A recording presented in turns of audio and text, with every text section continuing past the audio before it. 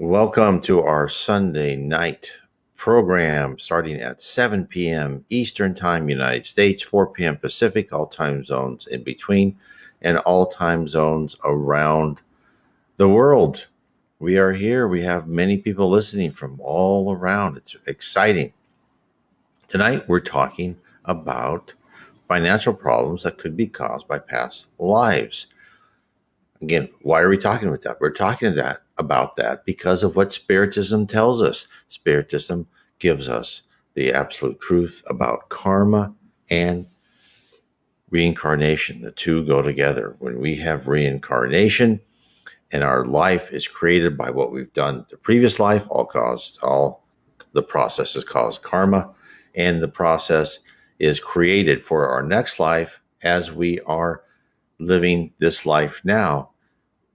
What we do depends on what our next life is going to be. So, good evening, Barry and Rosalind. I'm so happy to have you both here. So, we're talking about that. But first, I want to talk about where I was yesterday. I went to a very big book convention in Rio de Janeiro, and it was wonderful to see so many. Hello, Soul. It was wonderful to see so many of books by Spiritist books, and here is the little uh, area where they had from FEB, the Federation of Spiritism Brasileiro, and they had books by Allan Kardec, Chico Xavier, Yvonne Pereira, just all sorts of wonderful spirits books. I can't wait to see something this big with this many people come to it sometime in the United States. Also, I had the pleasure of, there's another pavilion. I'll show this to you.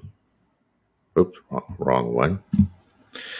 And this is another Spiritist book publisher, and they have books by Divaldo Franco, Geraldo Diadutros, which is the second person there, and then it's Chico Xavier is the last person. Luckily, my wife had a book autograph by Geraldo Dutra Diaz and told him that, we were here trying to help in the United States. And he said, give a hug to Vanessa Anzalone, because of course, he knows Vanessa. And so I'm giving you the shout out from Geraldo Dutra Diaz that he also is very appreciative of all your efforts. For people who don't know, Vanessa is behind Kardec Radio Facebook page, Kardec Spiritist Magazine, I should say, all sorts of things. She works tirelessly for Spiritism. So, and I've known her for, I don't know how many years now, quite a few years. It's amazing. Time goes by. But anyway, there was wonderful, wonderful books. And just to kind of show you the things that, some of the books that I like is I like books, that have a historical context. Oh, Drika Marvilla, very good. Maravilla, I should say, you said.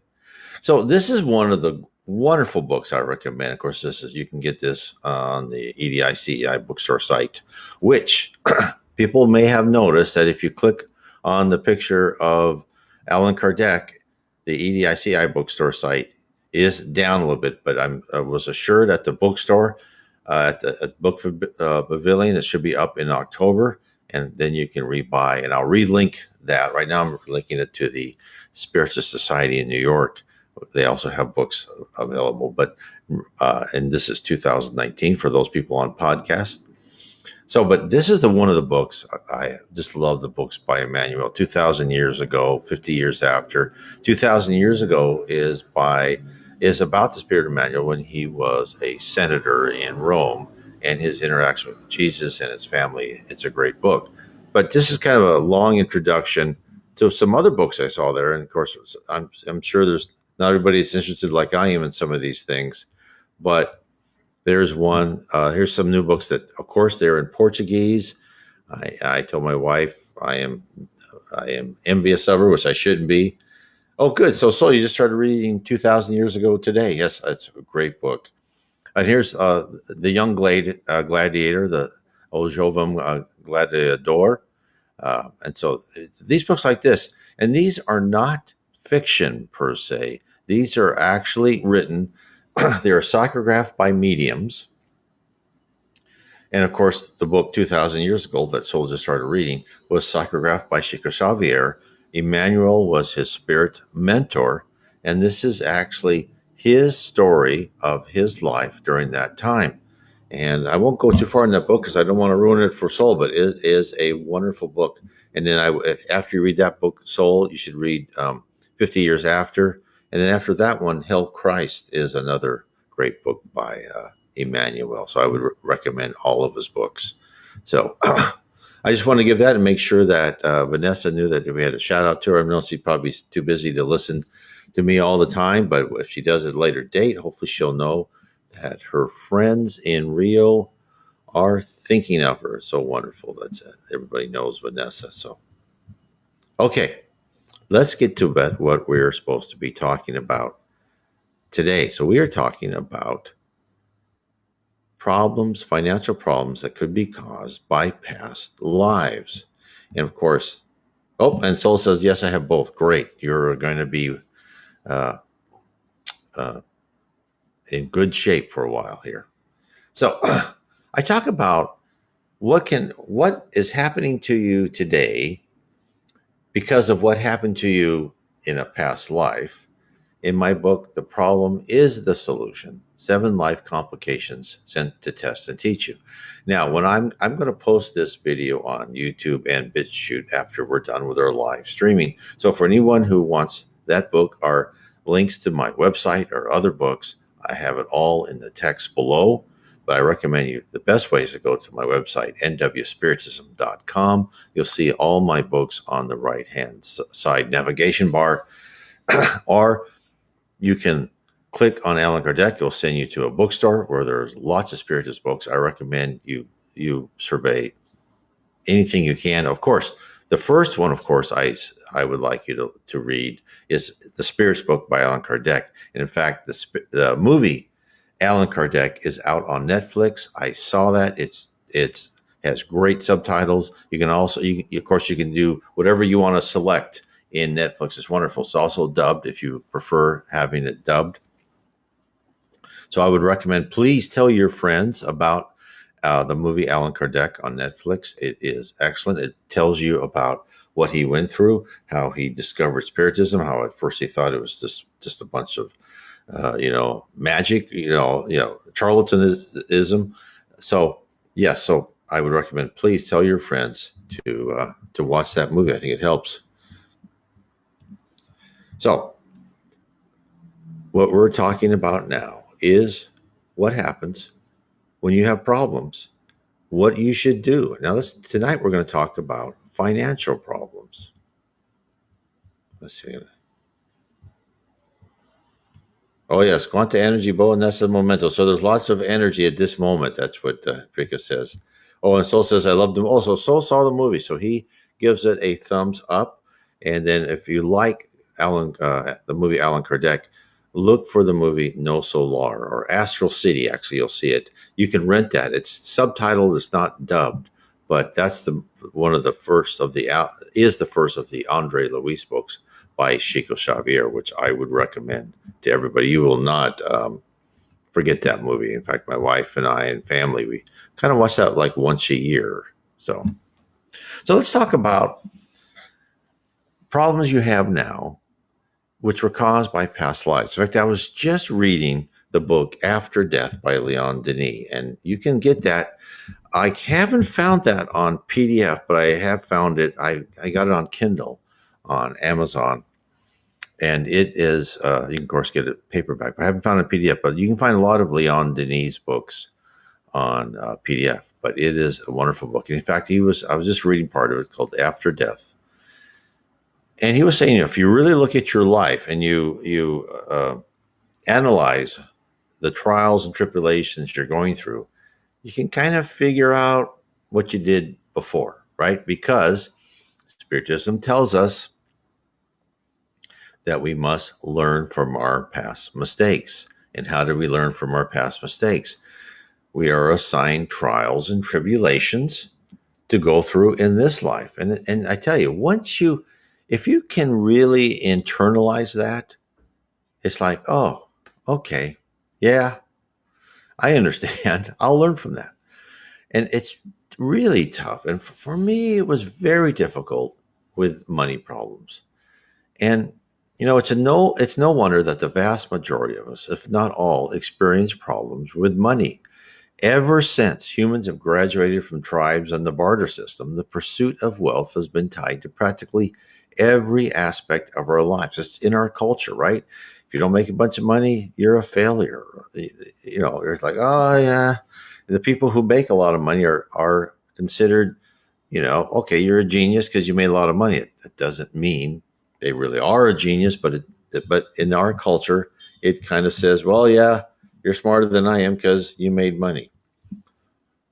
So Soul says, do you like the movie? Oh, yes, I love the movie. I probably didn't see it until just now. I love the movie Alan Kardec and also Astral City, which is No Solar in Portuguese. I think they're both great. And in fact, here in Rio, in Brazil, I should say, I think next week there's a movie coming out about the life of Divaldo Franco, but I don't know when it would be ready for subtitles and so forth. So I'll let you know about that too. So let's talk about wealth.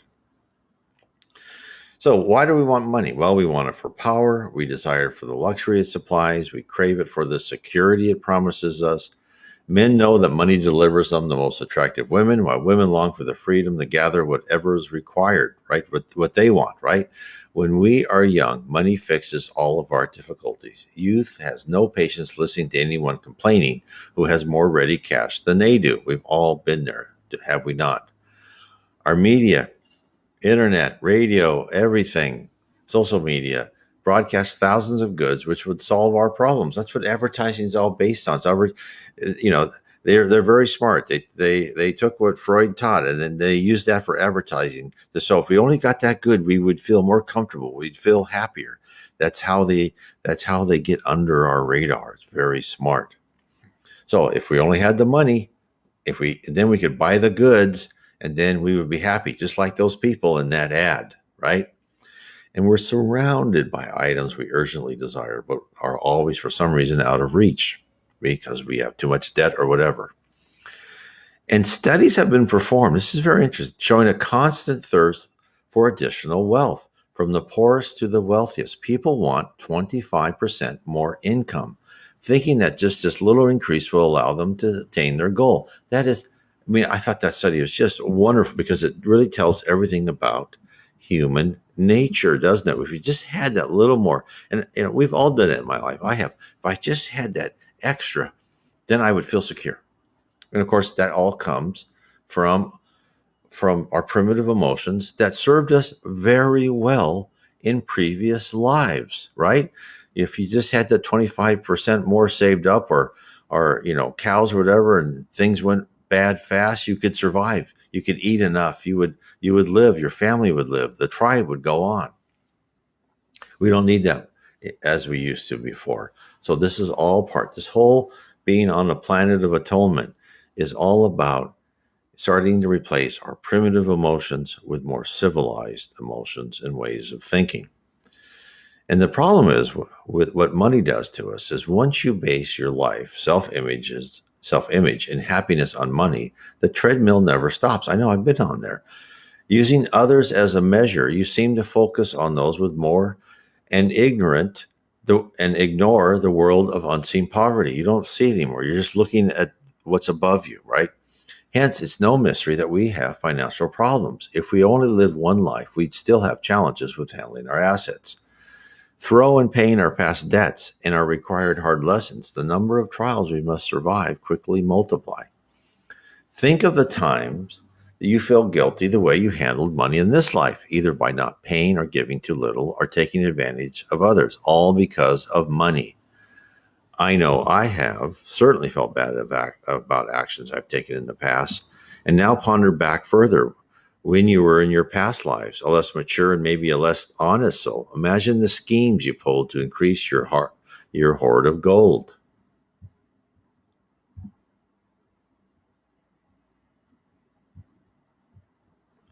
So,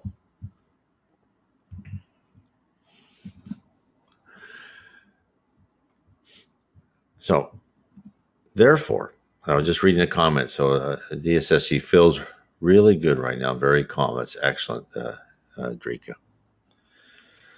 So, was I, or am I? Yes. Therefore, the fact that the spirit world assigns us lessons so we may understand the true value of exchange, the pitfalls and the benefits should come as no surprise. We need to learn that, right? We must learn to do with little as well as a lot.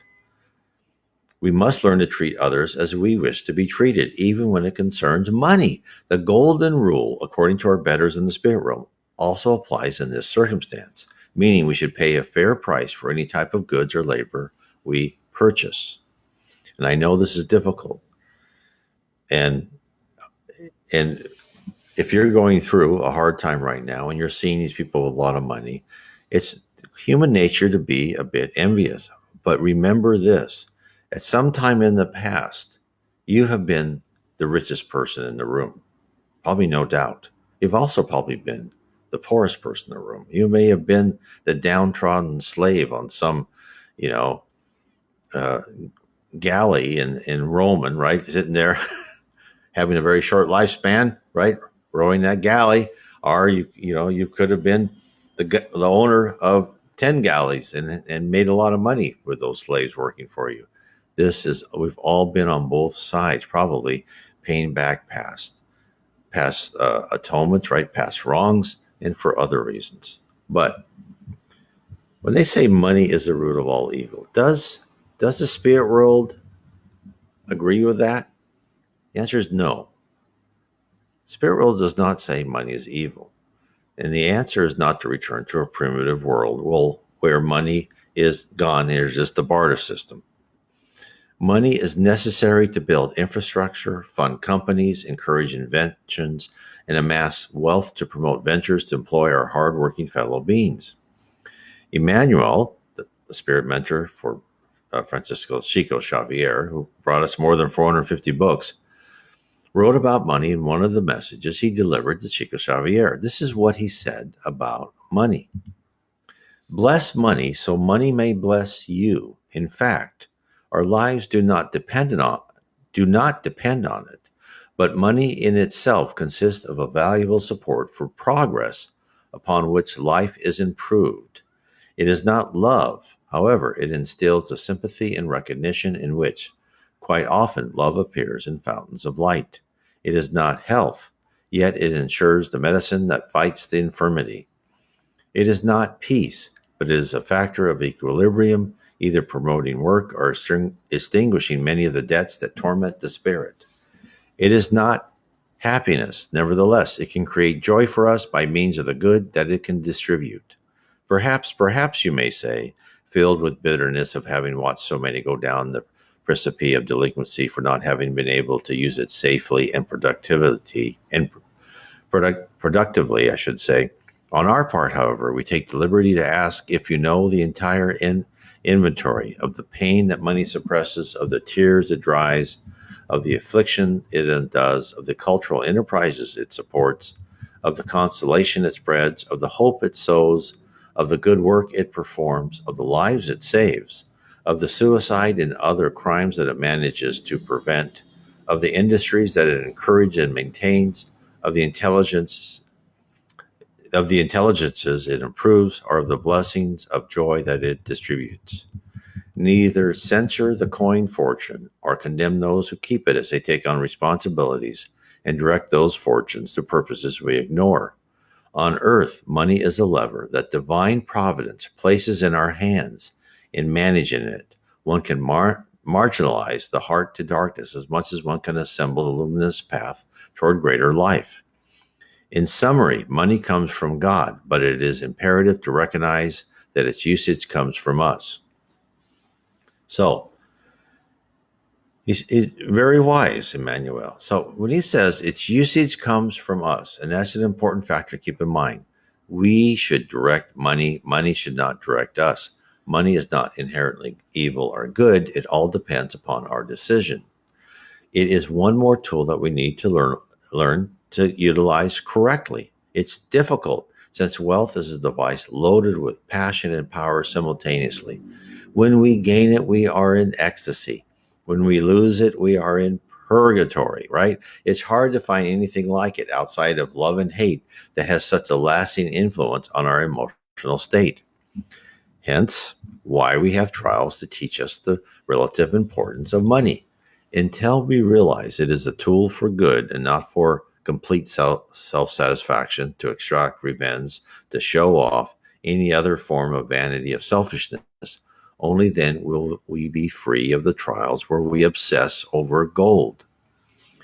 Have you ever read anywhere about people who have had visions of heaven, either from near death experiences or communication from high spirits, who report that the recently deceased were able to bring their money with them?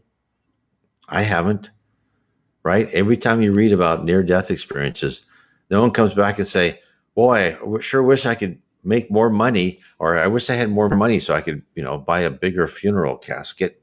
No, no one has. I've not seen anyone. I've read lots of them. Everyone, most people, I don't know about everyone, I shouldn't say everyone, come back and say, okay, they understand what's important. What's important? Improving themselves in this life.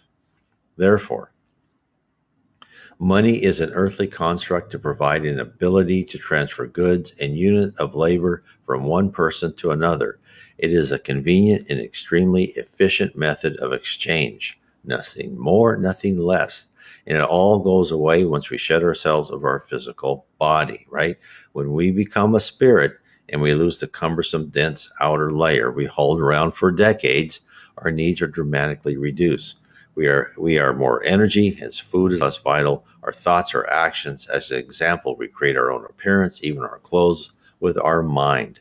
We have no need to go to the local heavenly emporium and pick out a new robe and sandals.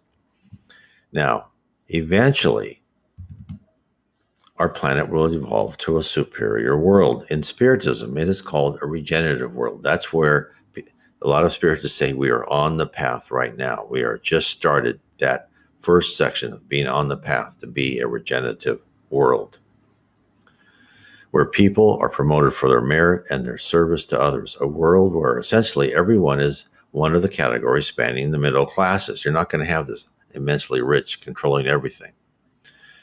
We are being groomed to consider money as just another small detail of our lives. When hate, envy, selfishness, and jealousy are removed, then the need to hoard coin is also removed. The motivation to accumulate wealth over and above all else will be replaced by the intellectual simulation of devising new methods to help others. Now, let's talk about trials that you may or I have gone through now. What does that mean?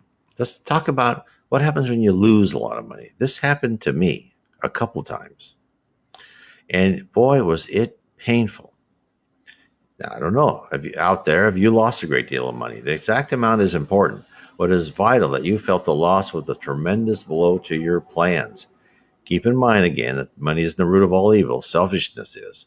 Money is just one of the aspect of our tendency to think more of ourselves than others. The Spirit books tells us why this is true. In question 913, which among the vices may be regarded as the root of the others? And the answer is selfishness, as we have repeatedly told you, for it is from selfishness that everything evil proceeds. Study all the vices, and you'll see that selfishness is at the bottom of them all. Combat them as you will never succeed in extirpating them until attacking the evil in its root. You have destroyed the selfishness which is their cause. Let all your efforts tend to this end, for selfishness is the veritable social gangrene. Whoever would make, even in his earthly life, some approach towards moral excellence must root out every selfish feeling from his heart, for selfishness is incompatible with justice, love, and charity. It neutralizes every good quality. Therefore, we want money because of what it can do for us in order to make ourselves feel better and attain whatever we desire. We may have, in some previous life, committed an unconscionable act. Given the pervasiveness of our money grabbing ways, it is no wonder that many of us are slated to learn the lesson of how it feels to lose it. So, as I said before, I've had to suffer through this trial, and it has happened to me a couple of times. The spirit world knew I was hard headed and a bit slow, so I was already destined to repeat the course.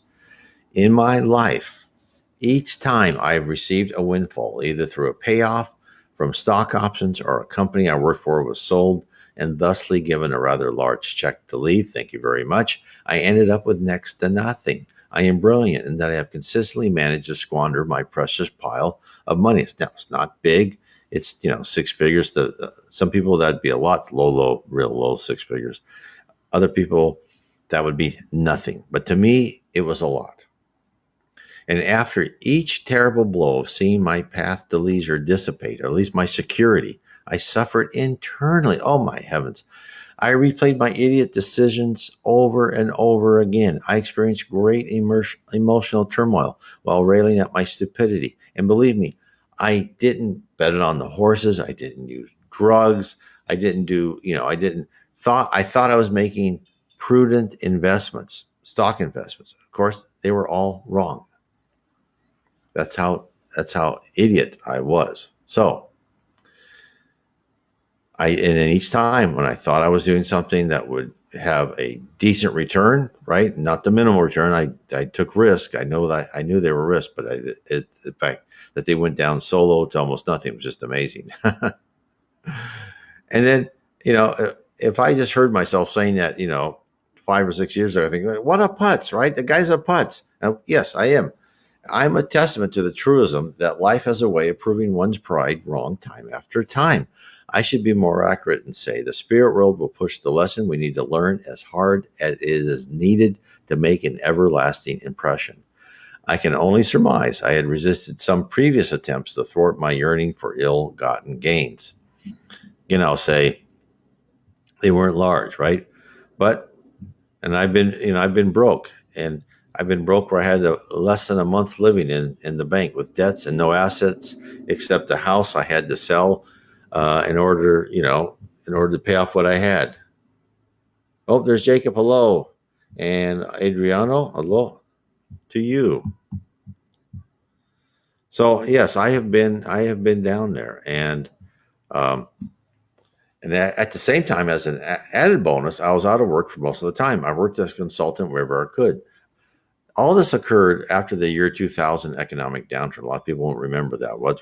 And that was exacerbated by the September 11th, 2001 tragedy. Most of us remember the 2007, 2008, 6 Great Recession, which was the last one we really went through. But this was like the precursor of the first of it.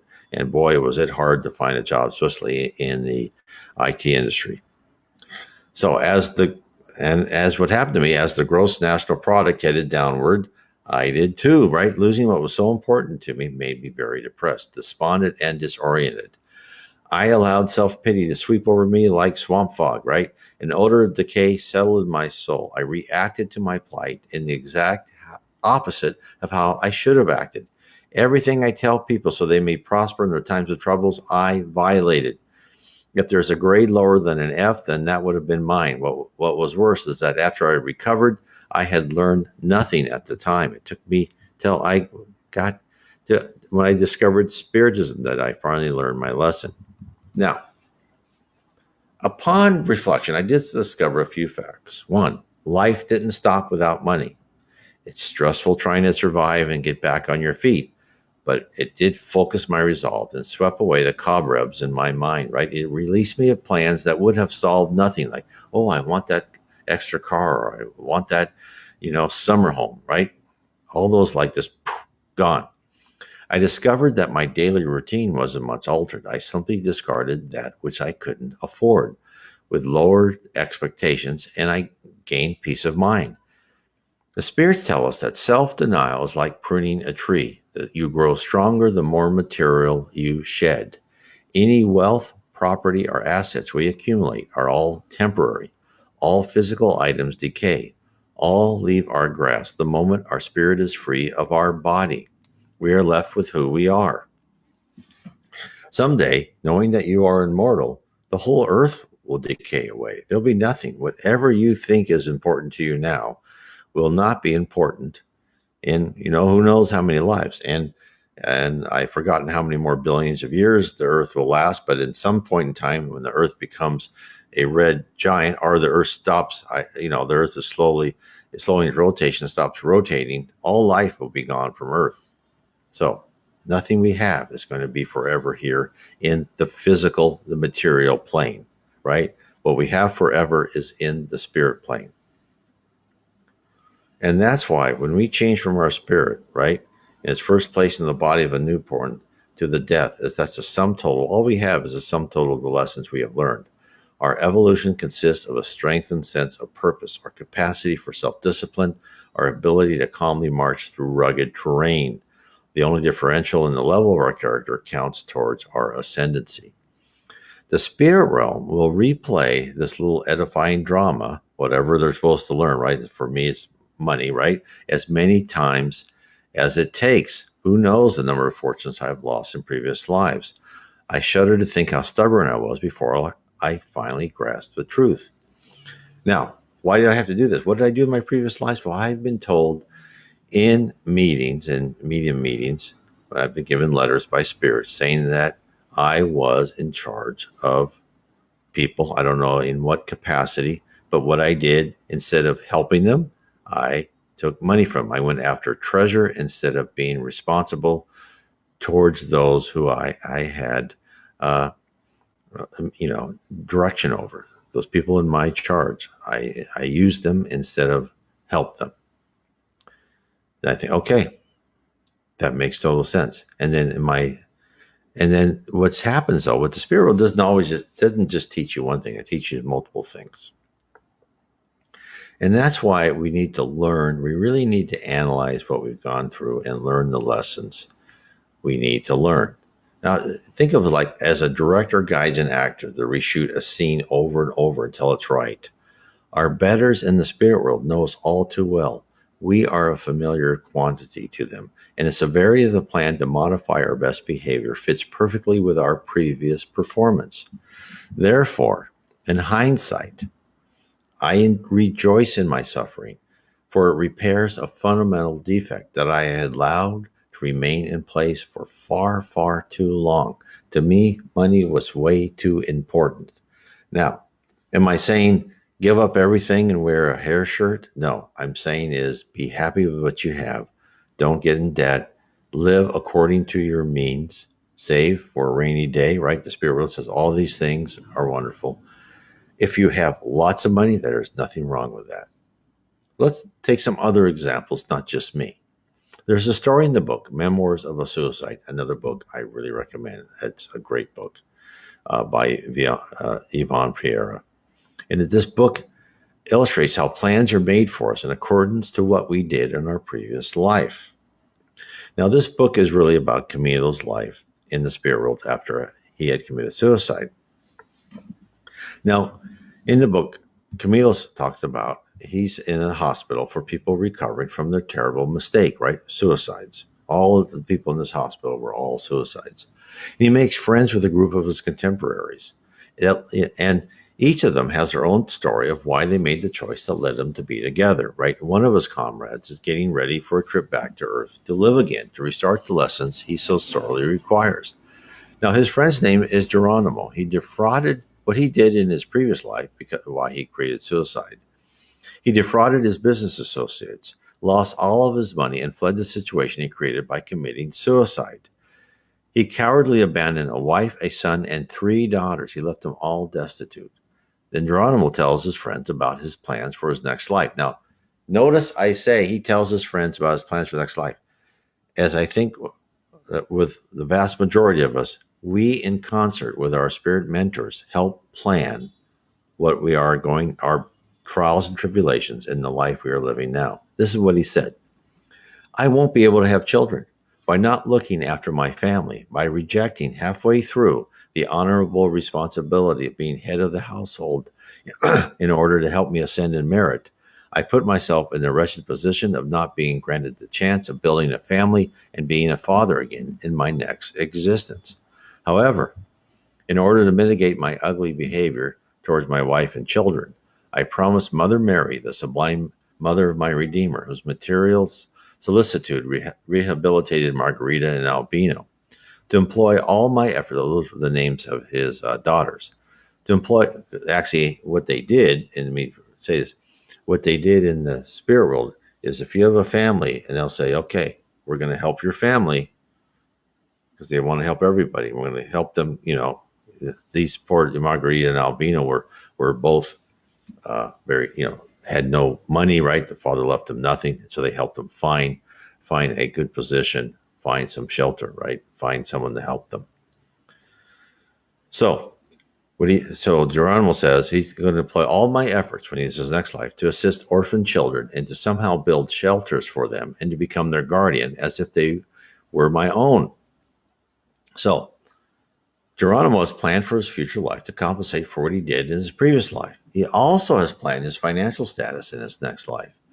His friends expressed happiness in his helping orphans, but they're worried that he will not have the financial resources to follow through.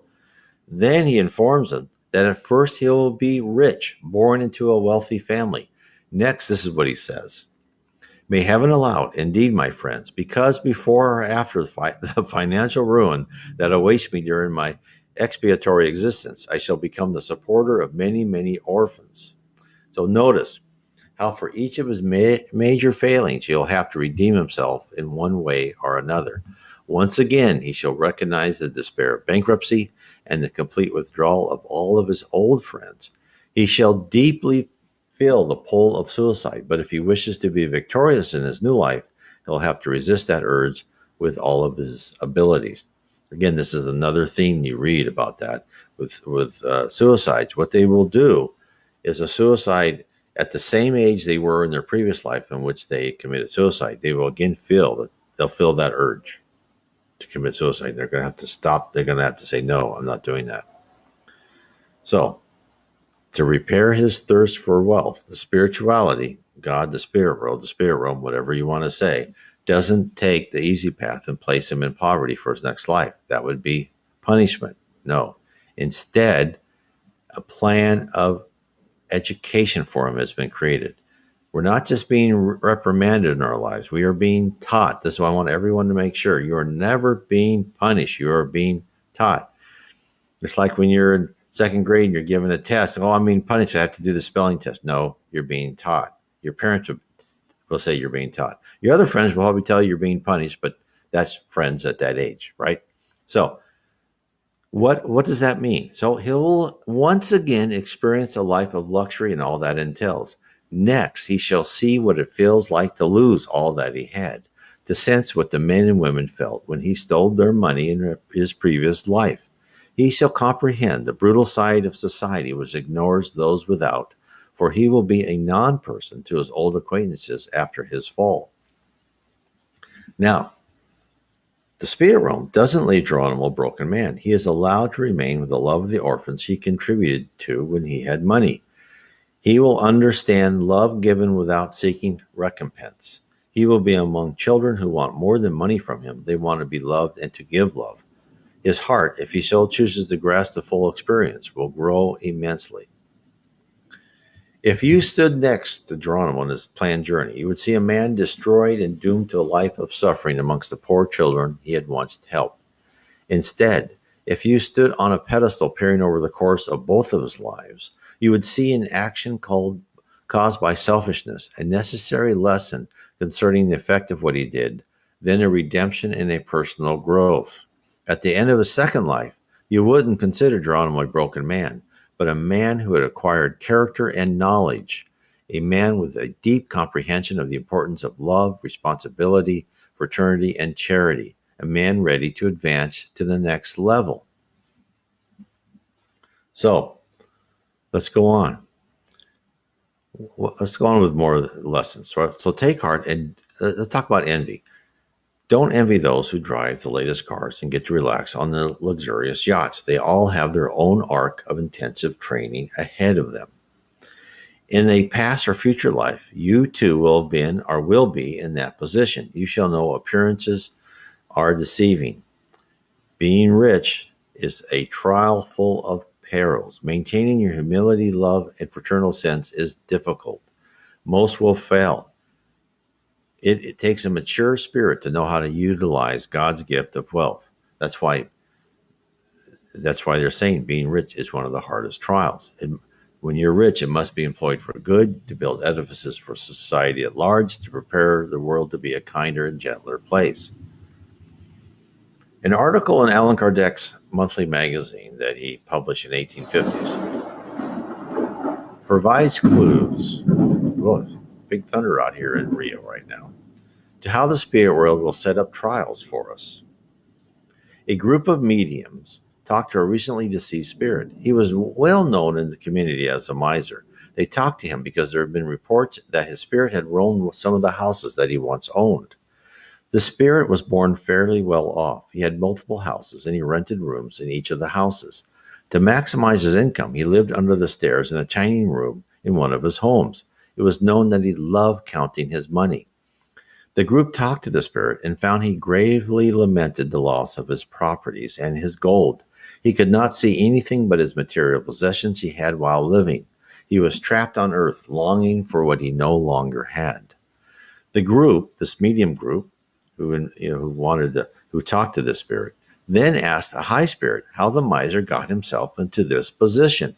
They were told that this particular individual was a primitive spirit who had asked to be born rich in his next life. As a lesson for him, they allowed this to happen. That's why I always say, be careful what you pray for. They might give it to you. His spirit guides knew he couldn't handle this situation, but the spirit world let him exercise his free will. Of course, it ended tragically with the miser lost in the farthest regions of his mind, lusting after that which he could no longer touch. The group was told that after a sum of years, the miser will understand his error. With guidance from above, his love of money will dissipate and he will understand where his priorities should be. And that's the moral tale we all need to take to heart. The miser and all of us will eventually realize the bounty or absence of coin is of relative unimportance to our greater goal. Putting wealth in its proper place amongst the attributes of love, charity, and fraternity is a life lesson that will be fully repaid 100-fold as we continue up the ladder to become a pure spirit. This is so important, is to learn, is to how to control money, not let money control you. And this is again why the spirit world says, they ask, what are some of the hardest missions? Well, to be rich. Because think of that. If you are rich, you have so many opportunities to to to be rude to people, to be mean, to be marginally to other ones, because everyone is trying to get your money.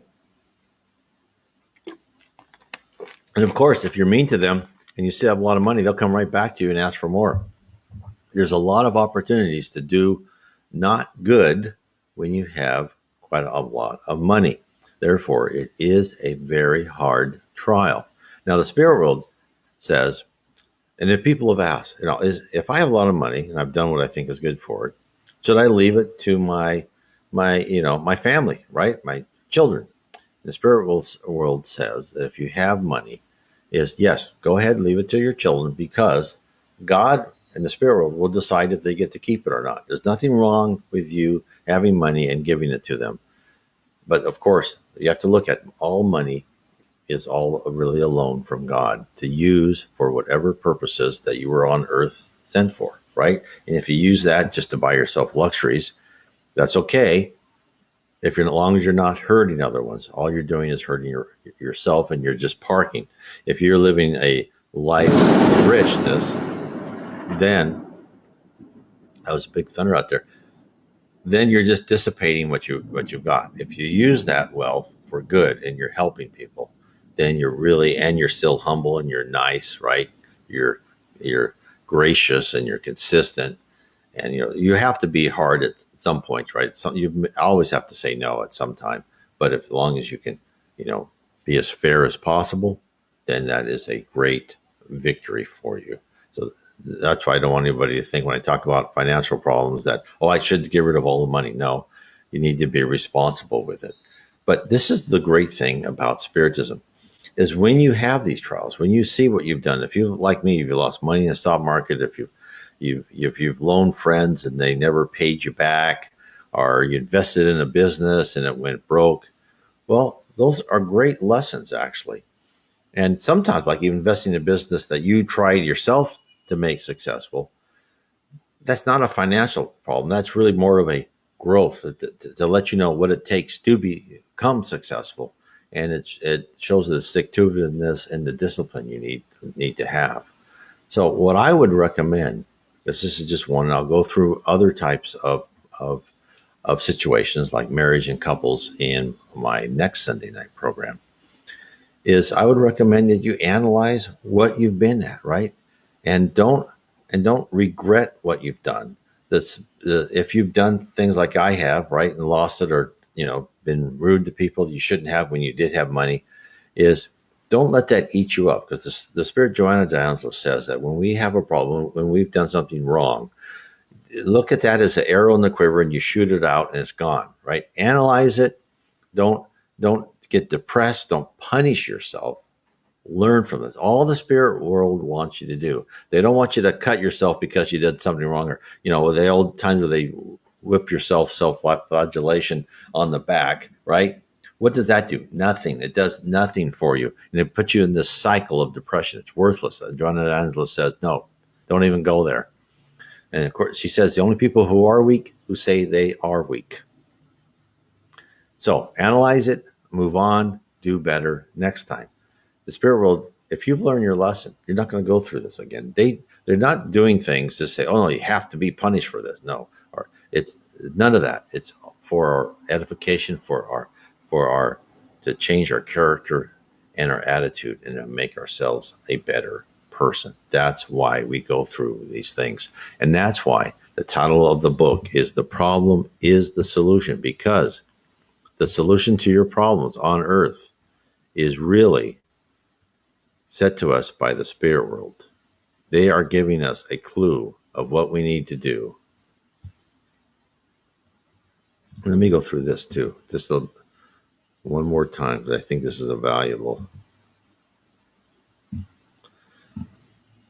This is the process of karma. If you really want to understand your life, the two things that Spiritism explains to us in great detail is the process of karma and reincarnation. And it tells us all about reincarnation. In fact, I have a book, Reincarnation, The Case for Reincarnation. So, the first process, in the previous life, everything is recorded, everything in detail. The current life, and you probably can't see this here, but results from your previous life determines your current life, right? And everything again is recorded.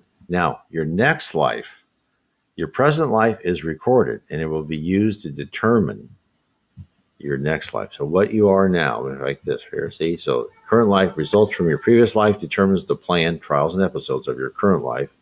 Then your future life will be based upon what you've done in this life. Oh, and Soul says you can hear the thunder. Absolutely.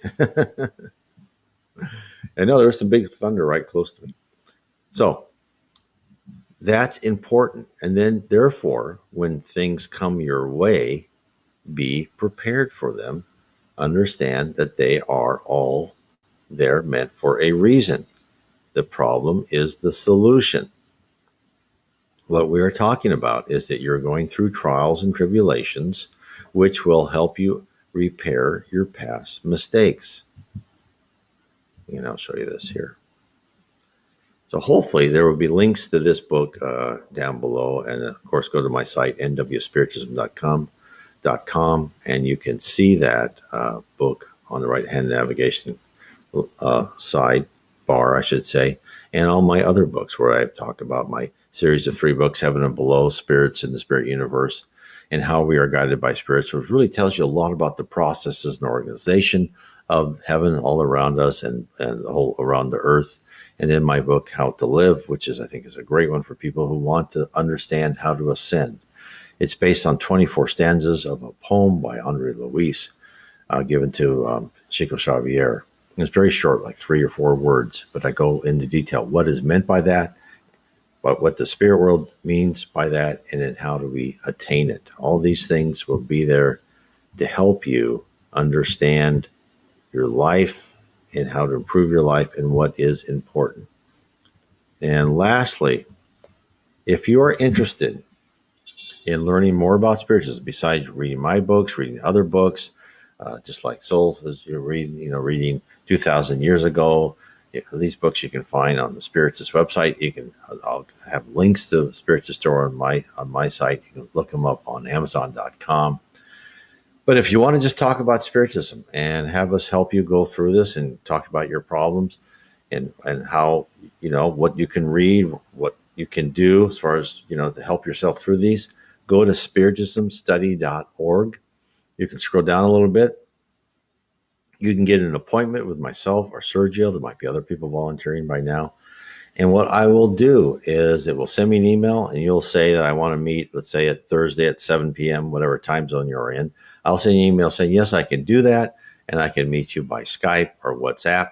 Most people have those things. Now you can install it on your phone or your laptop and we'll talk. We'll talk about we can help you learn about Spiritism. There's also Spiritist sites. Hopefully, if you're in a major city somewhere in the United States, probably on the East Coast or the West Coast.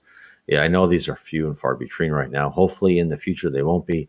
There might be Spiritist groups and Spiritist centers you can go to. If not, think about starting your own once you get into Spiritism. It will pay great dividends to you and your acquaintances. So, I want to thank everyone here tonight for being with me and moving to talking about the spirit world and talking about Spiritism, because to me it is the most wonderful subject in the world, because the more we learn about ourselves, why we are here, what we have to go through, the more we understand, the less stress we have, the clearer we can think, the healthier we are. So I want to tell everyone, God bless everyone tonight. God bless. And see you next week again on Sunday, 7 p.m. Eastern Time. And also, please remember on my blog site, Spiritism and the Spirit World Around Us, I am streaming live on every Wednesday night at 7 p.m. Eastern, 4 p.m. Pacific. And I am talking about in the next couple of months, I will talk about different NDEs and how they are interpreted by Spiritism. So God bless everyone and good night.